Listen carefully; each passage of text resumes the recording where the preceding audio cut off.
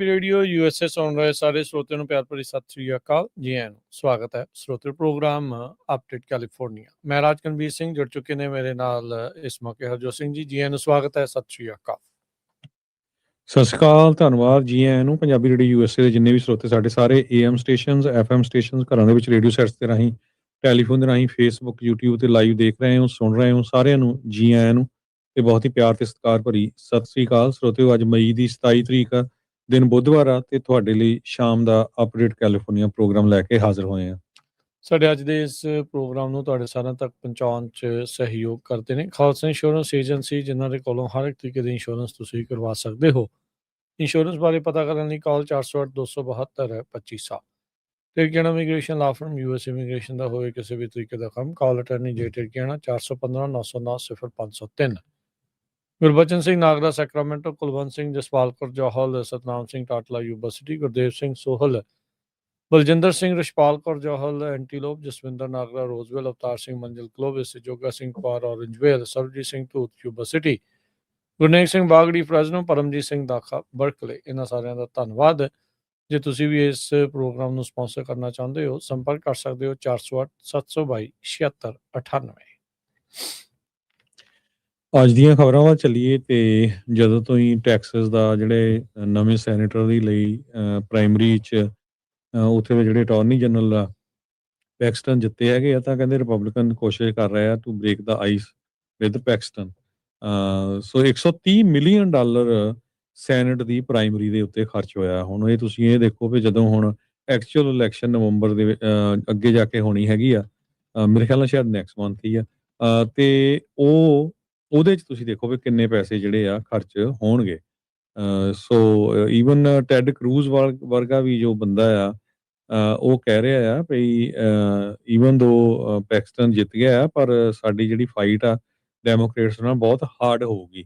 ਕਹਿੰਦਾ ਆਪਾਂ ਜਿੱਤ ਤਾਂ ਜਾਵਾਂਗੇ ਪਰ ਕਹਿੰਦੇ ਵੀ ਜਿਹੜਾ ਕੈਂਡੀਡੇਟ ਆ ਉਸ ਨੂੰ ਜਿਹੜਾ ਡੈਮੋਕ੍ਰੇਟਿਕ ਕੈਂਡੀਡੇਟ ਆ ਔਰ ਲਾਈਟਲੀ ਨਾ ਲਾਓ। ਪਰ ਕਹਿੰਦੇ ਬਹੁਤ ਲੰਮਾ ਸਮਾਂ ਹੋ ਗਿਆ ਟੈਕਸਸ ਦੇ ਵਿੱਚ ਜਿਹੜਾ ਡੈਮੋਕ੍ਰੇਟ ਆ ਕਦੇ ਜਿੱਤਿਆ ਨਹੀਂ ਹੈਗਾ। ਲਾਸਟ ਟਾਈਮ ਜਦੋਂ ਜਿੱਤਿਆ ਸੀ 1980 ਦੇ ਲਾਗੇ ਛਾਗੇ ਜਿਹੜਾ ਆ ਜਿੱਤਿਆ ਸੀ। ਸੋ ਹੁਣ ਇਦਾਂ ਦਾ ਕੰਟਰੋਵਰਸ਼ੀਅਲ ਕੈਂਡੀਡੇਟ ਰਿਪਬਲਿਕਨ ਲੈ ਆਏ ਆ, ਜਿਹਦੇ ਉੱਤੇ ਫੈਲਨੀ ਸਿਕਿਉਰਿਟੀ ਫਰਾਡ ਚਾਰਜਸ ਵੀ ਲੱਗੇ ਹੋ ਆ, ਸਿਵਲ ਕੇਸ ਵੀ ਆ, ਤੇ FBI ਨੇ 2020 ਚ ਕਰਪਸ਼ਨ ਦੇ ਚਾਰਜਸ ਵੀ ਲਾਏ ਸੀ।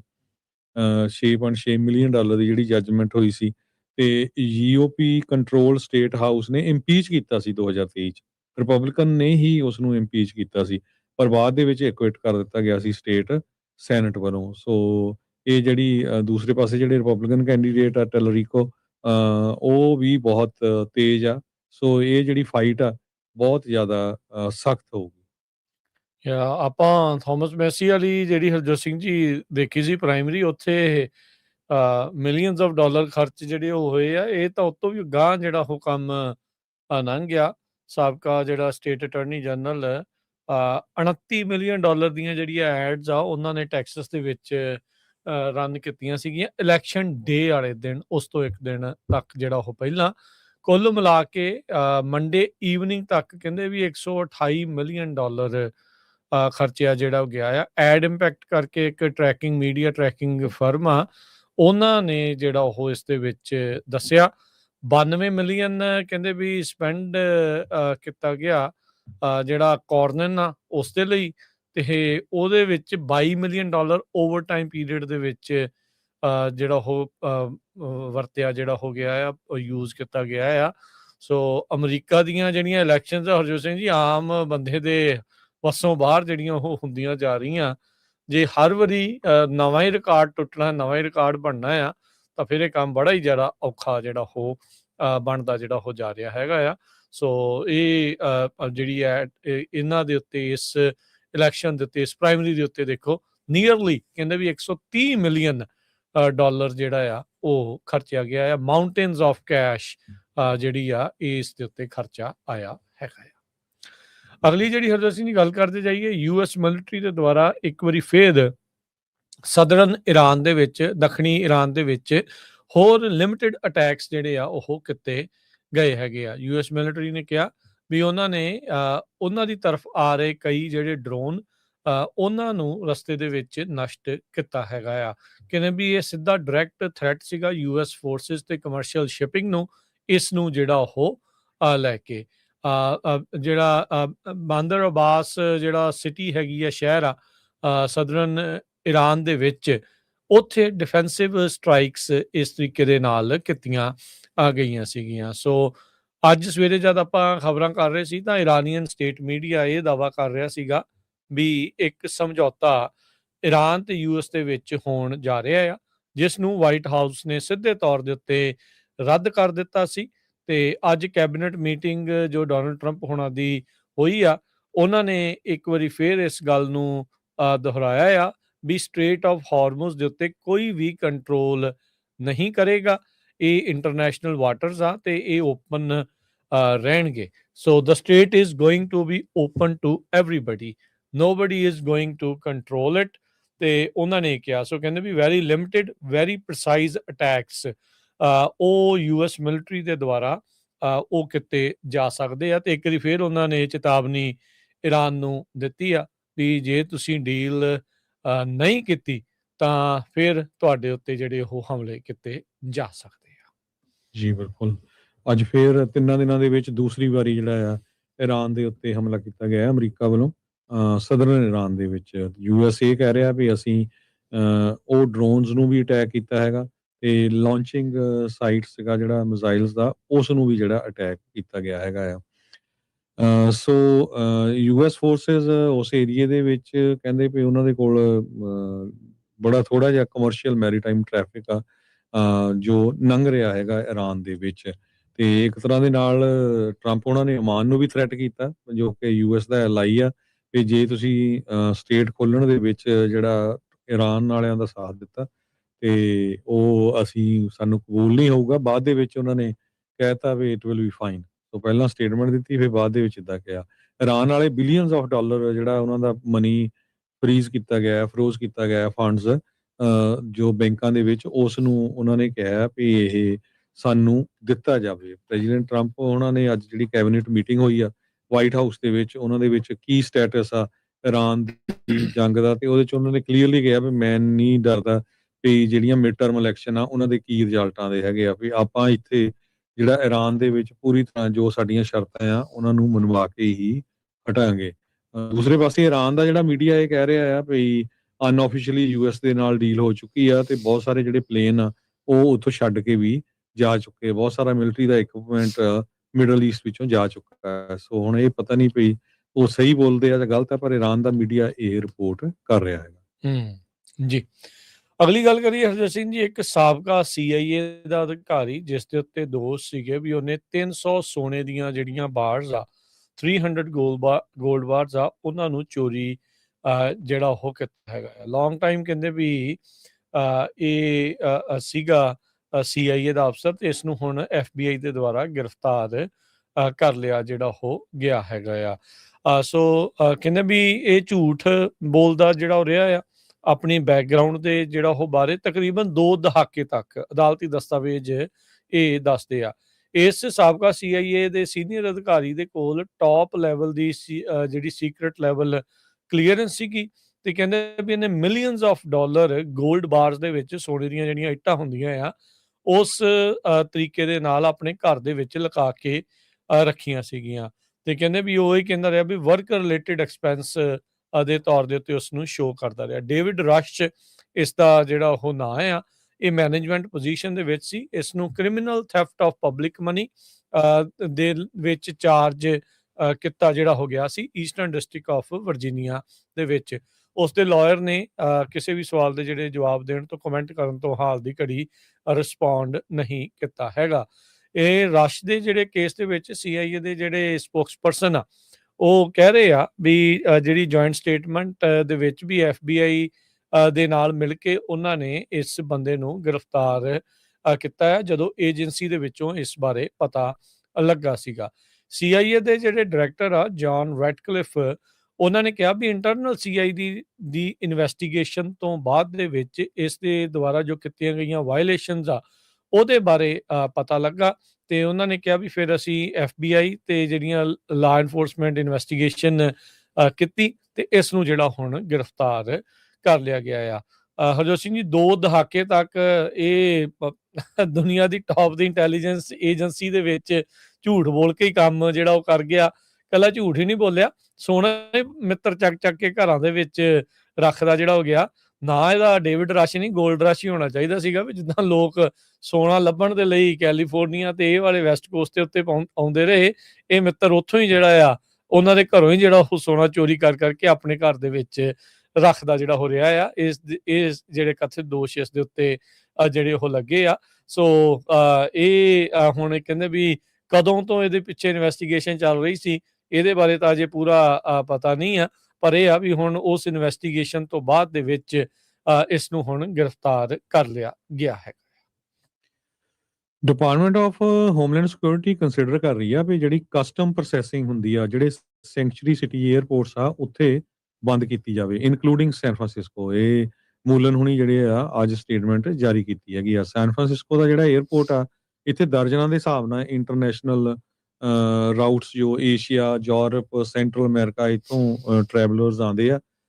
ਤੇ ਜੇ ਇੱਥੋਂ ਇਹ ਬੰਦ ਕੀਤਾ ਜਾਂਦਾ ਤਾਂ ਸੋ ਇਹ ਇੱਕ ਬਹੁਤ ਵੱਡੀ ਜਿਹੜੀ ਪ੍ਰੋਬਲਮ ਹੋਊਗੀ। ਸੋ ਲੋਕ ਉੱਥੇ ਉਤਰ ਨਹੀਂ ਸਕੂਗੇ ਜੇ ਕਸਟਮ ਤੇ ਬਾਰਡਰ ਵਾਲੇ ਜੇ ਉਹਨਾਂ ਨੂੰ ਚੈੱਕ ਨਾ ਕਰ ਸਕਦੇ ਹੋਏ। ਪ੍ਰੈਜ਼ੀਡੈਂਟ ਡੋਨਲਡ ਟਰੰਪ ਉਹਨਾਂ ਨੇ ਇਹ ਜਿਹੜਾ ਇਸ਼ੂ ਸੀ ਕੁਝ ਮਹੀਨੇ ਪਹਿਲਾਂ ਚੱਕਿਆ ਸੀ ਤੇ ਹੁਣ ਸੈਕਟਰੀ ਮੂਲਨ ਉਹਨਾਂ ਨੇ ਇਹ ਕਿਹਾ ਵੀ ਇੰਟਰਵਿਊ ਦੇ ਦੌਰਾਨ ਉਹਨਾਂ ਨੇ ਇਹ ਕਿਹਾ ਵੀ ਅਸੀਂ ਕੰਸੀਡਰ ਕਰ ਰਹੇ ਹਾਂ we stop custom processing at airport in cities that don't cooperate with federal immigration enforcement। So ਹਜੇ ਪਾਲਿਸੀ ਤਾਂ ਨਹੀਂ ਬਣਾਈ, ਪਰ ਨਿਊਯਾਰਕ, ਲਾਸ ਐਂਜਲਸ ਤੇ ਸਿਆਟਲ ਇਹ one of the busiest airport ਹੈਗੇ ਆ ਮੁਲਕ ਦੇ ਵਿੱਚ, ਜਿੱਥੇ ਬਾਹਰਲੇ ਲੋਕ ਬਹੁਤ ਜ਼ਿਆਦਾ ਆਉਂਦੇ ਹੈਗੇ। ਸੋ ਦੇਖੋ ਵੀ ਹੁਣ ਕੀ ਜਿਹੜਾ ਐਕਸ਼ਨ ਆ ਉਹ ਡਿਪਾਰਟਮੈਂਟ ਆਫ ਹੋਮਲੈਂਡ ਸਿਕਿਉਰਿਟੀ ਵਾਲੇ ਲੈਂਦੇ ਹੈਗੇ ਆ ਜੀ। ਹਮਾਸ ਵਾਲੇ ਹਰਜੋਤ ਸਿੰਘ ਜੀ ਆਪਣਾ ਲੀਡਰ ਬਾਅਦ ਚ ਚੁਣਦੇ, ਇਜ਼ਰਾਈਲ ਵਾਲੇ ਪਹਿਲਾਂ ਹੀ ਜਿਹੜਾ ਆ ਉਸ ਨੂੰ ਮਾਰ ਦਿੰਦੇ ਆ, ਗੱਡੀ ਚਾੜ ਦਿੰਦੇ ਆ।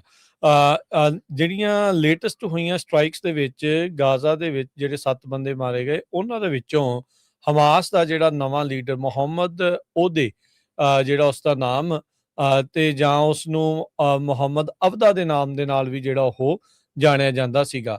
ਇਹ 15 ਮਈ ਨੂੰ ਇਸ ਤੋਂ ਪਹਿਲਾਂ ਜਿਹੜਾ ਹਮਾਸ ਦਾ ਪ੍ਰੈਡੀਸੈਸਰ ਸੀਗਾ ਅਦ ਦਿਨ ਅਲ ਹਦਾਦ, ਉਸ ਨੂੰ ਐਲੀਮੀਨੇਟ ਇਜ਼ਰਾਈਲ ਦੇ ਦੁਆਰਾ ਕਰ ਦਿੱਤਾ ਗਿਆ ਸੀਗਾ। ਸੋ ਚੇਨ ਆਫ ਕਮਾਂਡ ਹਮਾਸ ਦੀ ਜਿਹੜੀ ਆਰਮਡ ਵਿੰਗ ਆ ਉਹਦੀ ਬਿਲਕੁਲ ਡਿਪਲੀਟ ਹੋ ਚੁੱਕੀ ਆ। ਆਪਾਂ ਨੂੰ ਪਤਾ ਹੀ ਆ ਵੀ ਕਿੰਨੇ ਜਿਹੜੇ ਉਹ ਸਮੇਂ ਤੋਂ ਪਿਛਲੇ ਕਈ ਸਾਲਾਂ ਤੋਂ ਇਜ਼ਰਾਈਲ ਦੇ ਦੁਆਰਾ ਹਮਾਸ ਨੂੰ ਨਸ਼ਟ ਕਰਨ ਦੇ ਲਈ ਗਾਜ਼ਾ ਨੂੰ ਟੋਟਲੀ ਫਲੈਟ ਇੱਕ ਹਿਸਾਬ ਦੇ ਨਾਲ ਕਰ ਦਿੱਤਾ ਗਿਆ ਆ।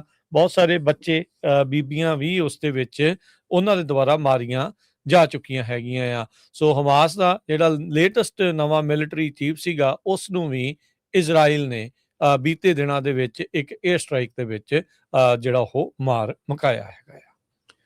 ਸਦਰਨ ਕੈਲੀਫੋਰਨੀਆ ਦੇ 4 ਜਿਹੜੇ ਵਸਿੰਦੇ ਆ ਉਹਨਾਂ ਨੂੰ ਫੇਕ ਕ੍ਰੈਸ਼ ਕਰਨ ਦੇ ਸੰਬੰਧ ਦੇ ਵਿੱਚ ਇੰਸ਼ੋਰੈਂਸ ਫਰਾਡ ਸਕੀਮ ਦੇ ਤਹਿਤ ਕੈਲੀਫੋਰਨੀਆ ਡਿਪਾਰਟਮੈਂਟ ਆਫ ਇੰਸ਼ੋਰੈਂਸ ਦੇ ਇਨਵੈਸਟੀਗੇਟਰਸ ਨੇ ਅਰੈਸਟ ਕੀਤਾ ਹੈਗਾ।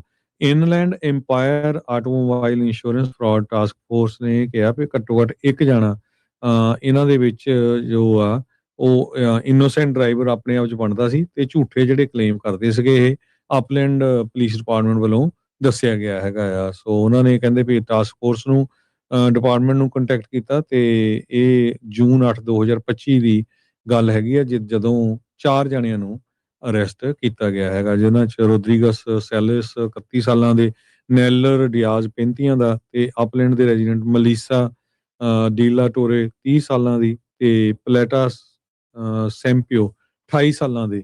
ਇਹ ਇਨਵੈਸਟੀਗੇਟਰਸ ਨੇ ਇਹ ਕਿਹਾ ਵੀ ਇਹਨਾਂ ਦੇ ਹੁਣ ਜਿਹੜੇ ਕੇਸ ਆ ਉਹ ਚੱਲਣਗੇ।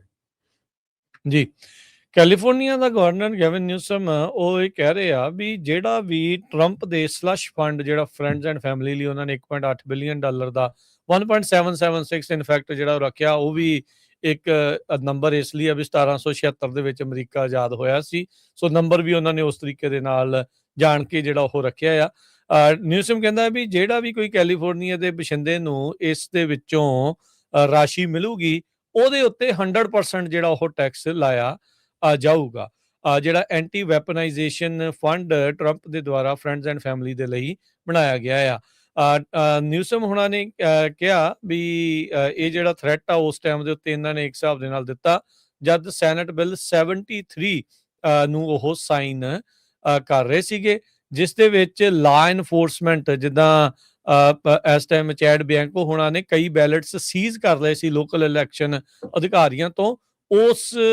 ਇਸ ਨਵੇਂ ਜਿਹੜੇ ਸੈਨੇਟ ਬਿੱਲ ਸਾਈਨ ਹੋਣ ਤੋਂ ਬਾਅਦ ਚ ਲਾ ਇਨਫੋਰਸਮੈਂਟ ਦੇ ਅਧਿਕਾਰੀਆਂ ਨੂੰ ਬੈਲਟ ਸੀਜ਼ ਕਰਨ ਦੇ ਉੱਤੇ ਇਹ ਰੋਕ ਲਾਉਂਦਾ ਹੈਗਾ ਆ। ਸੋ ਕਹਿੰਦੇ ਵੀ ਆਈਸ ਤੇ ਬਾਰਡਰ ਪੈਟਰੋਲ ਵਾਲੇ ਜਿਹੜੇ ਆ ਫੋਰਸ ਦਿਖਾਉਂਦੇ ਆ ਡੋਜਰ ਸਟੇਡੀਅਮ ਦੇ ਵਿੱਚ, ਤੇ ਉਹਨਾਂ ਨੇ ਕਿਹਾ ਵੀ ਇਦਾਂ ਦੀਆਂ ਜਿਹੜੀਆਂ ਏਜੰਸੀਜ਼ ਦੇ ਦੁਆਰਾ ਇੰਟੀਮੀਡੇਟ ਕਰਨਾ ਵੋਟਰਸ ਨੂੰ ਇਹ ਇੱਕ ਮਾੜੀ ਜਿਹੜੀ ਗੱਲ ਹੈਗੀ ਆ। ਪਰ ਉਸੇ ਦਰਮਿਆਨ ਉਹਨਾਂ ਨੇ ਕਿਹਾ ਵੀ ਉਹ 100% ਜਿਹੜੀ ਵੀ ਮਨੀ ਉਹ ਰਿਸੀਵ ਕਰਨਗੇ ਇਸ ਸਲਸ਼ ਫੰਡ ਚੋਂ, ਉਹਨਾਂ ਦੇ ਉੱਤੇ ਜਿਹੜਾ 100% ਟੈਕਸ ਜਿਹੜਾ ਉਹ ਲਗਾਇਆ ਜਾਵੇਗਾ।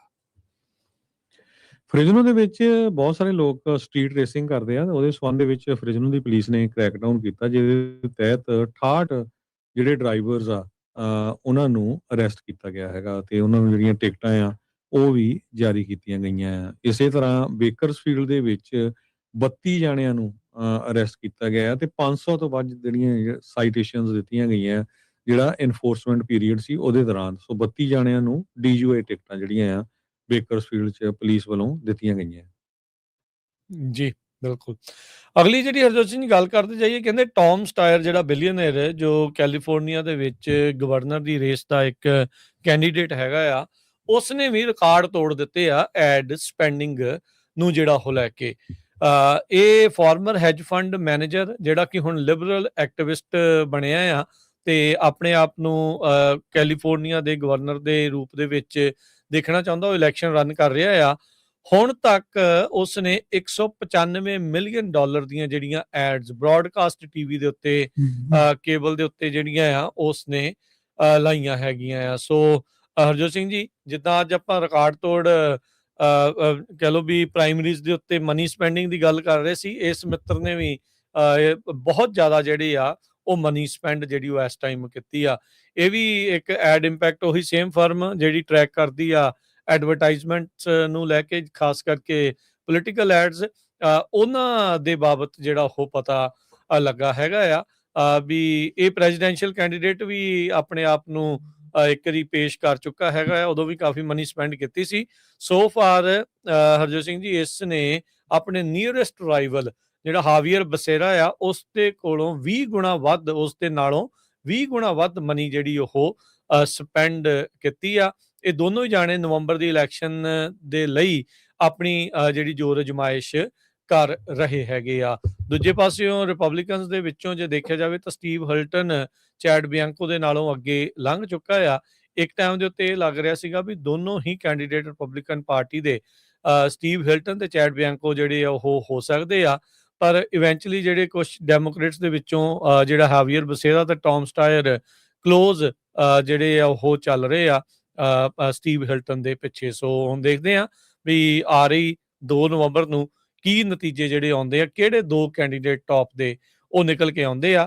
ਪਰ ਟੌਮ ਸਟਾਇਰ ਇਸ ਮੌਕੇ ਜਿਹੜਾ ਪੈਸਾ ਆ, ਡਾਲਰ ਆ, ਉਹ ਪਾਣੀ ਵਾਂਗ ਬਹਾ ਰਿਹਾ ਆ ਵੀ ਸਮਹਾਉ ਉਹ ਟੌਪ 2 ਦੇ ਵਿੱਚ ਆ ਜਾਵੇ। $195 ਮਿਲੀਅਨ ਦੀਆਂ ਐਡਸ ਜਿਹੜੀਆਂ ਉਹ ਲਾ ਚੁੱਕਾ ਆ।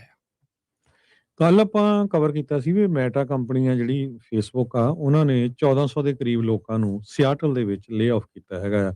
ਅੱਜ ਖਬਰ ਇਹ ਆ ਰਹੀ ਆ ਵੀ 700 ਵਰਕਰ ਜਿਹੜੇ ਆ ਉਹ ਬੇ ਏਰੀਆ ਦੇ ਵਿੱਚ ਲੇ ਆਫ ਕੀਤੇ ਜਾ ਰਹੇ ਆ। ਵਰਕਰ ਐਡਜਸਟਮੈਂਟ ਰਿਟੇਨਿੰਗ ਨੋਟੀਫਿਕੇਸ਼ਨ ਜਿਹੜਾ ਕਿ EDD ਦੇ ਵਿੱਚ ਫਾਈਲ ਕਰਨਾ ਹੁੰਦਾ ਆ। ਫੇਸਬੁੱਕ ਦੀ ਪੇਰੈਂਟ ਕੰਪਨੀ ਮੈਟਾ ਨੇ ਇਹ ਫਾਈਲ ਕੀਤਾ ਵੀ 671 ਜੋ ਜੌਬਸ ਆ ਉਹ ਬੇ ਏਰੀਏ ਦੇ ਵਿੱਚ ਜਿਹੜੀਆਂ ਕਿ ਫਰੀਮੌਂਟ, ਬਰਲਿੰਗਮ ਤੇ ਸੈਨ ਫਰਾਂਸਿਸਕੋ ਏਰੀਏ ਦੇ ਵਿੱਚ ਆ ਉਹਨਾਂ ਨੂੰ ਕੱਟ ਕਰਨ ਜਾ ਰਹੇ ਹੈਗੇ ਆ। ਸੋ ਇਹ ਜਿਹੜੀਆਂ ਜੌਬ ਕੱਟਸ ਆ ਮਈ 22 ਨੂੰ ਜਿਹੜਾ ਅਨਾਉਂਸ ਕੀਤਾ ਗਿਆ ਸੀ ਤੇ ਇਫੈਕਟ ਜਿਹੜੀਆਂ ਜੁਲਾਈ 22 ਤੋਂ ਹੋਣਗੀਆਂ। ਵਾਸ਼ਿੰਗਟਨ 'ਚ 1400 ਦੇ ਕਰੀਬ ਲੋਕਾਂ ਨੂੰ ਲੇ ਆਫ ਕੀਤਾ ਗਿਆ ਆ। ਸੋ ਓਵਰਆਲ ਜੇ ਦੇਖਿਆ ਜਾਵੇ ਕਹਿੰਦੇ ਵੀ ਇਹ ਕੰਪਨੀ ਜੋ ਆ ਫੇਸਬੁੱਕ ਦੇ ਜਿਹਦੀ ਪੇਰੈਂਟ ਕੰਪਨੀ ਮੈਟਾ ਆ 8000 ਲੋਕਾਂ ਨੂੰ ਗਲੋਬਲੀ ਲੇ ਆਫ ਕਰ ਚੁੱਕੀ ਆ, ਜੋ ਕਿ 10% ਟੋਟਲ ਗਲੋਬਲ ਜਿਹੜੀ ਇਹਨਾਂ ਦਾ ਫੋਰਸ ਆ ਉਹਦਾ ਬਣਦਾ ਹੈਗਾ ਜੀ। ਤੇ ਹਰਜੋਤ ਸਿੰਘ ਜੀ, ਸਮਾਂ ਆਪਣੇ ਪ੍ਰੋਗਰਾਮ ਦਾ ਜਿਹੜਾ ਸਮਾਪਤ ਜਾਂਦੇ ਜਾਂਦੇ ਜੇ ਮਾਰਕੀਟਸ ਦੇ ਉੱਤੇ ਨਜ਼ਰ ਮਾਰਦੇ ਜਾਈਏ ਤਾਂ ਡਾਓ ਜੋਨ ਅੱਜ 100 ਤੇ 83 ਪੁਆਇੰਟ ਵੱਧ ਕੇ 50,644 ਤੇ ਬੰਦ ਹੋਇਆ। S&P 1 ਪੁਆਇੰਟ ਵੱਧ ਕੇ 7520 ਦੇ ਉੱਤੇ, ਨੈਸਡੈਕ 19 ਪੁਆਇੰਟ ਵੱਧ ਕੇ 26,675 ਦੇ ਉੱਤੇ। ਸੋਨੇ ਦਾ ਭਾਅ 4400 ਤੇ $50 ਪ੍ਰਤੀ ਟਰੋਏ ਆਉਂਸ। ਕੱਚੇ ਤੇਲ ਦੀ ਕੀਮਤ $91 ਪ੍ਰਤੀ ਬੈਰਲ ਰਹੀ। 10 ਈਅਰ ਯੀਲਡ 4.5%। ਕ੍ਰਿਪਟੋ ਕਰੰਸੀ ਦੇ ਵਿੱਚ ਦੇਖਿਆ ਜਾਵੇ ਤਾਂ ਬਿਟਕੋਇਨ 74,439 ਤੇ ਇਥੀਰੀਅਮ 2000 ਤੇ $25 ਦੇ ਬਰਾਬਰ ਚੱਲ ਰਿਹਾ ਆ। $1 ਦੇ ਬਰਾਬਰ ਕੈਨੇਡਾ ਦੇ $1 ਤੇ 38 ਸੈਂਟ ਰਹੇ ਆ। ਪਾਕਿਸਤਾਨ ਦੇ 278 ਰੁਪਏ ਤੇ 48 ਪੈਸੇ, ਇੰਡੀਆ ਦੇ 95 ਰੁਪਏ ਤੇ 91 ਪੈਸੇ। ਇੱਥੇ ਪ੍ਰੋਗਰਾਮ ਦੀ ਸਮਾਪਤੀ। ਮੇਰੇ ਰਾਜਕਨਵੀਰ ਸਿੰਘ ਵੱਲੋਂ ਤੇ ਹਰਜੋਤ ਸਿੰਘ ਵੱਲੋਂ ਆਪ ਸਭ ਨੂੰ ਪਿਆਰ ਸਤਿਕਾਰ ਸਹਿ ਨਿੱਘੀ ਜਿਹੀ ਸਤਿ ਸ੍ਰੀ ਅਕਾਲ। ਜਿੰਦੇ ਵਾਸਤੇ ਰਹੋ, ਹੱਸਦੇ ਖੇਲਦੇ ਰਹੋ, ਸੁਣਦੇ ਰਹੋ, ਦੇਖਦੇ ਰਹੋ ਪੰਜਾਬੀ ਰੇਡੀਓ US।